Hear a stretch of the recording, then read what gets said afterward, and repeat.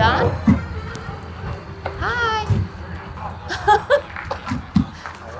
Thanks for coming to the rescue today. George, can you say hi to John? Mama used to work with John a really long time ago, before you were born. So good to see you. The farmers market is a place where I feel in community. Morning, Neil. How are you? Good to see you too. You know which one you want? Each vendor is an entrepreneur, is a small business owner. They are taking agency in their own financial endeavors as well as taking care of themselves and their family. So it's really a place of community and of care. How's it going at Feed? Good. Yeah. There you go. Please say hi to Chris for me. I think what always goes through my head these days when I go to farmers markets is I used to shop a lot more for the restaurant, and I don't shop as much for the restaurant anymore because I ran for office. There's a little bit of sadness in knowing that I have a little less of a role and I'm transitioning out of my role in the restaurant, but that I get to do more markets with George.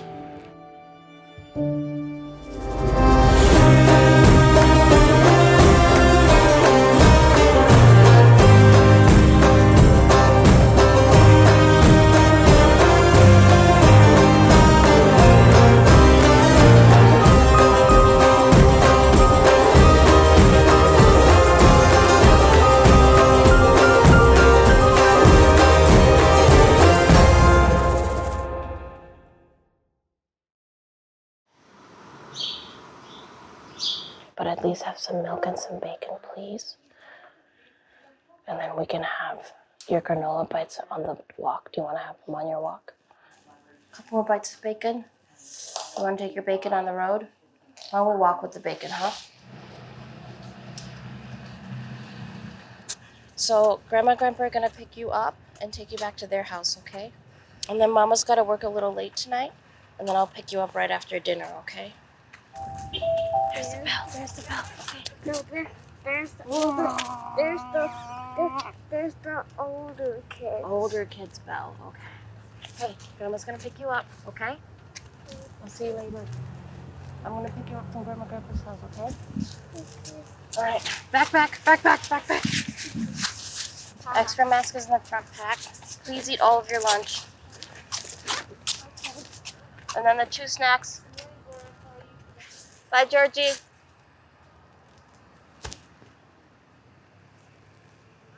Okay.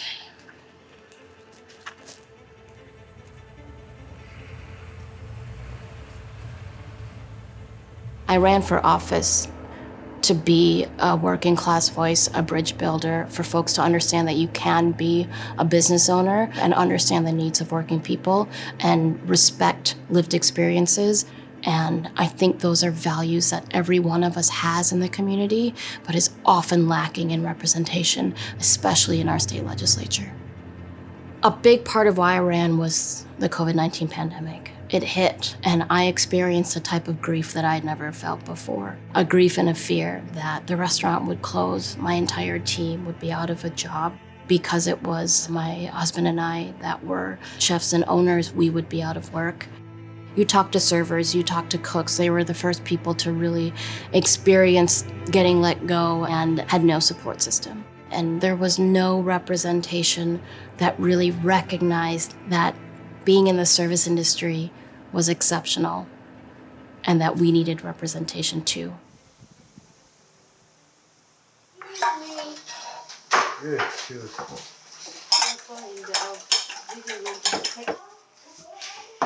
Frantesca is our first child, and actually, as most parents notice, that the first one is kind of different than the younger ones. They say that everybody's same, the children, but the first one is more high expectations. She is extremely very strong leadership, and then she's kind of bossy, but she's so care. She was a leader in her soccer team and all the other activities. She took most of the leader roles. Can I have a bra? Yeah, right. Yeah. I got it. Yummy. When Francesca told us that she would run for the office representative, well, definitely it was a surprise, but we didn't expect that she would win. elected. I mean, she is total freshman in the politics. So we were impressed and amazed by, wow, she worked really hard to prepare for this debate. This question goes to Ms. Hong. What barriers currently exist in Wisconsin that state lawmakers should look to address so more individuals can access the care and services they need? I would say there's an even bigger question not being asked here and a bigger crisis to recognize, and that we have a crisis of connection. Then somehow she won, getting almost 30%.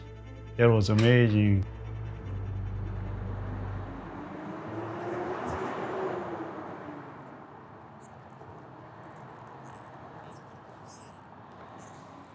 I wasn't supposed to be elected. And so I think me being in the Capitol makes some folks very uncomfortable.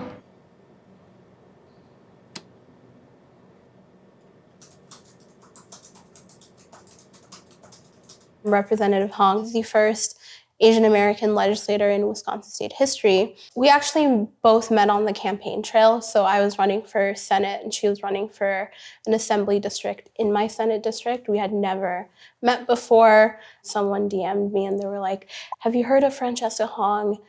She lives in the 76th district. She's thinking of running and is a really cool woman of color. And so I DM'd her on Twitter. She really challenges the status quo. I think for her constituents, not only is it supporting small businesses or increasing the minimum wage or climate, she incorporates, these ideas that aren't mainstream, climate justice, right? Looking at food sustainability and sovereignty, looking at eliminating the tip minimum wage. No, I think it's still absolutely ridiculous that we Have a tip minimum wage? yes, of $2.39 an hour. 33. 33. Oh, excuse me. $2.33 an hour. No, that's ridiculous. Yeah. Well, and service work is I think often undervalued and underappreciated, and just like in politics, you've got like the face, right? But really what happens, what drives all of the work, anything that happens, yes, there might be the face of someone saying they're the chef, but ultimately the people run the restaurant. Yes. And the people should be running the politics. You're awesome, Fran. You're incredible. You already know, you're literally my role model. So I look to you for a lot of leadership and guidance too. I hope you know that.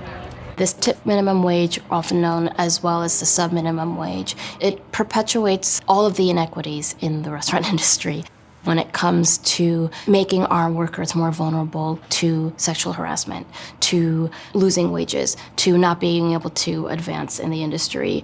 It shuts people out. It doesn't allow for restaurant work to be seen as dignified, respectful work. And it is. We've seen that it is because people have been needing it. People have been wanting to go back out to restaurants. And those who work in the industry are some of the most vulnerable, and they have been for a while, even before the pandemic hit.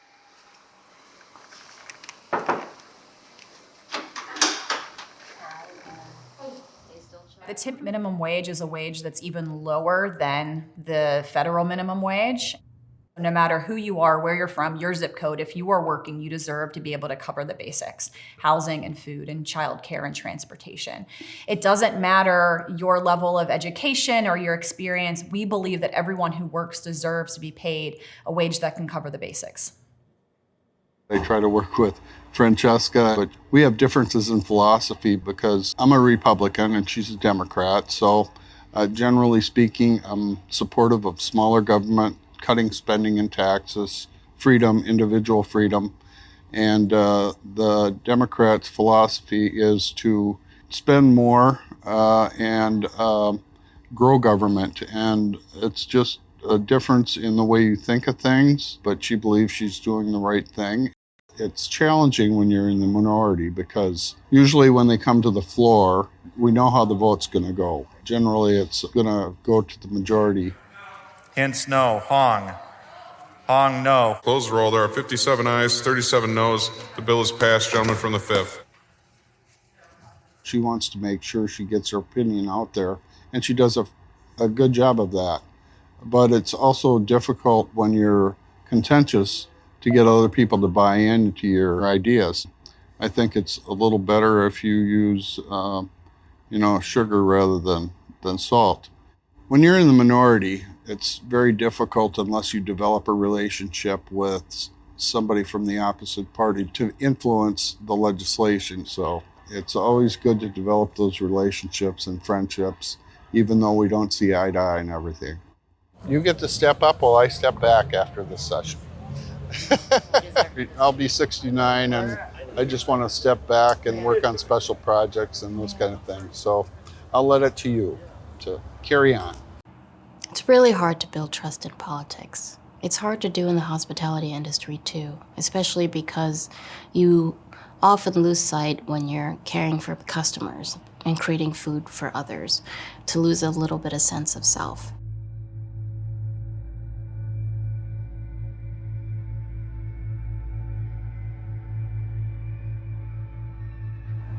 I think a lot of my insecurities and my struggles with mental health really came from a sense of never really feeling like I belonged. There was a deep shame and fear that I didn't want to be Korean. And I think that's where a lot of the mental health struggle started. I deeply wanted to be American, and I felt shame that my parents sacrificed so much to be here, and that wasn't who I wanted to be. So in order to cope with a lot of those things, I just focused on achievements. I needed to be the best soccer player, the best singer. I wanted to get all of the grades, all of the high grades. And I experienced massive burnout, and I didn't really know why I was doing any of the things I was doing, and felt no real connection to anyone. Around that time, we noticed that she was kind of very fatigued, exhausted, and lost any energy, and she didn't want to go to school and stayed late in her bed. So we just thought that's it's a hard time. Yeah, that's, maybe she's really tired out of all the soccer practice and studying. Isolation and loneliness led into a lot of despair and depression, and I was hospitalized my senior year of high school. I didn't walk at graduation. And I tried the college thing, a couple different schools. And then I also started cooking.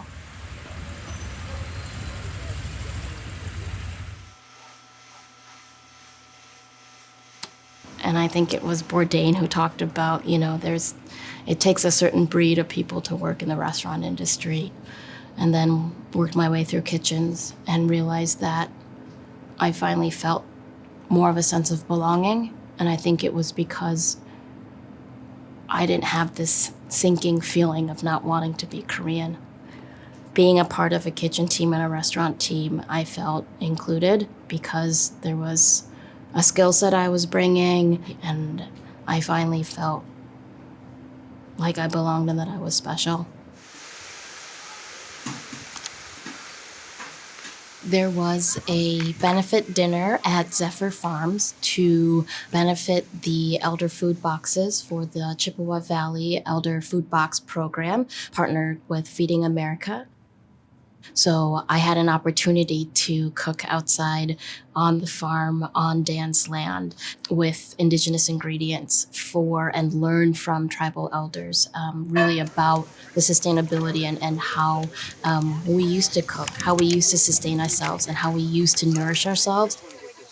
And so I was in charge of dessert course for about 100 people. Hi, friends. Okay, Francesca, we're getting a table. Okay. Wonderful.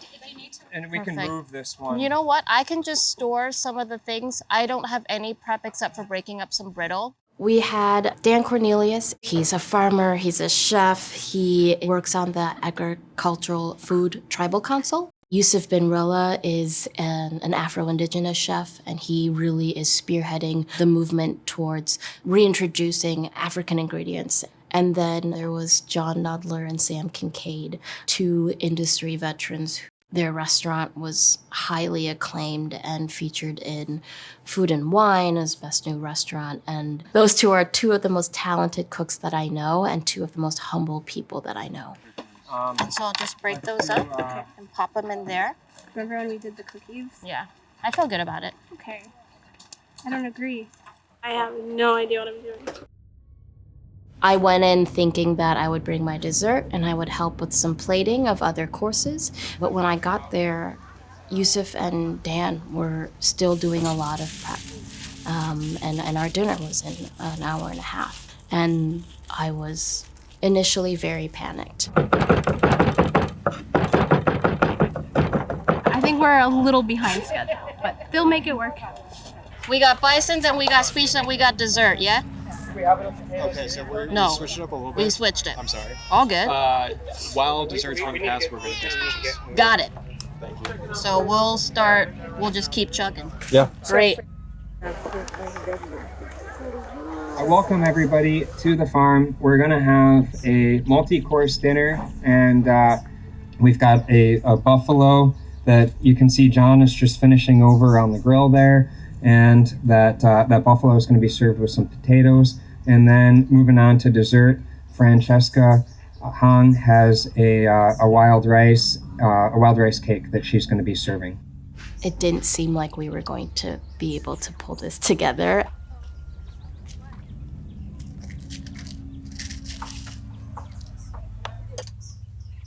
We needed to feed these people, and I went into just productivity mode. Okay, let's get this. These boxes here, can we get them all open?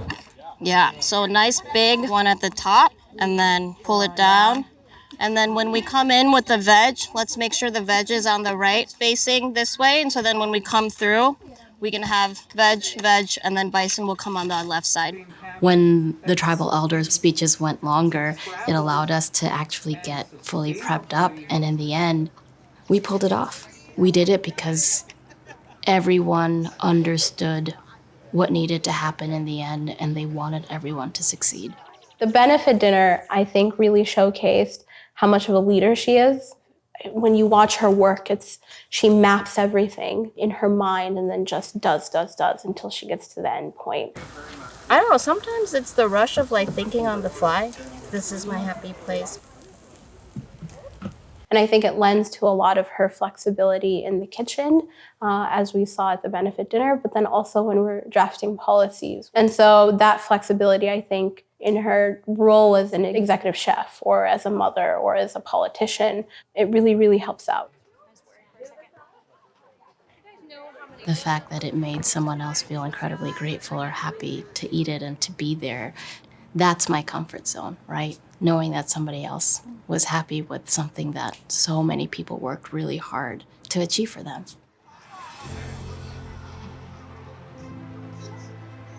I think I finally come past my feelings of not belonging in certain spaces in Madison, especially having felt very a kinship to the hospitality industry and feeling very in control and comfortable in kitchens and in restaurants.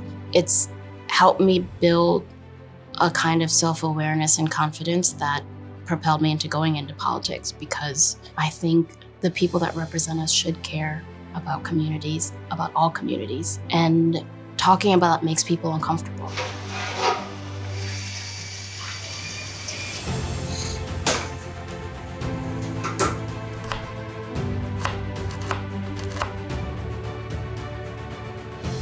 Having to do work on yourself and talk about having the first Asian American in the legislature, why there hasn't been any before me, what are we going to do to make sure I'm not the last? And so I want to bring into politics an understanding of care, an understanding of community, and knowing that shared vulnerability and shared struggle can be power, and that power can be shared as well.